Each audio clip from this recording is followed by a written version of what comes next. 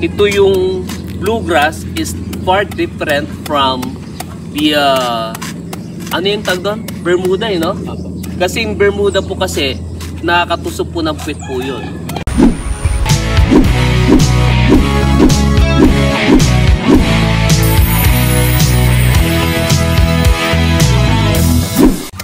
Hello. Samahan niyo po si Guardian Buddy.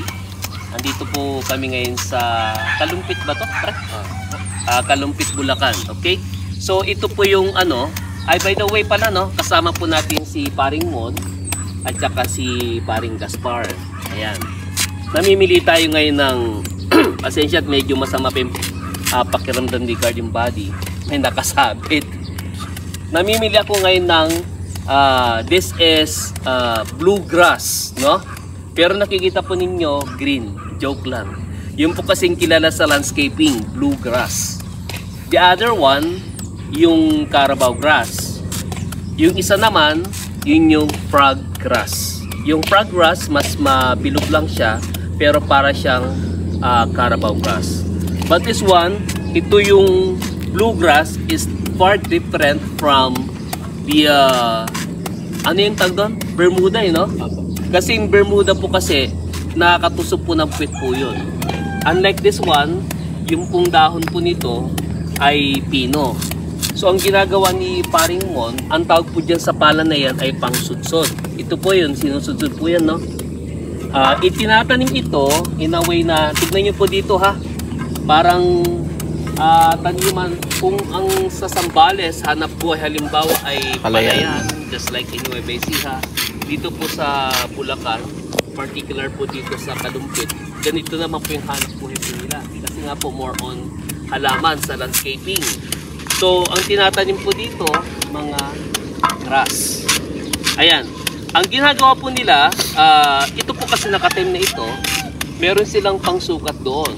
Pag bibili nyo po kasi yan is per square meter.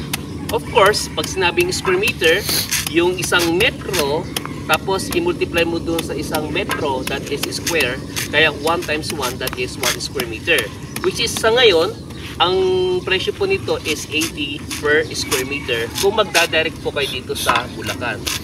Kaya ang ano lang po dito, parang kagaya po niyan, sinusukat, ginaganon, ginatadtad, sa sukat na 6 inches by 6 inches or 15 cm by 15 cm. Ipakita mo rito na po.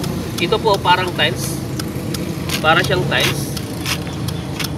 Para pag itinanim po yan, pag tinanim po yan, inaano naman po yan, hinihimay. Pero ito, kaya nilagay na ganito, ginawang ganito, para mailagay doon sa kalahating sinirang sako. Just like this.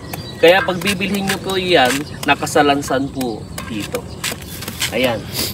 So kung gusto nyo pong mamili, dito lang po sa Kalumpit, no?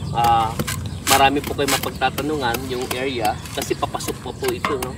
Dito sa looban. Hindi siya yung doon lang sa labas kasi sa labasan din may mga may mga nabibili ding halaman. So ayan po, no? Again, Gaylord po, your Guardian Buddy. Bye-bye.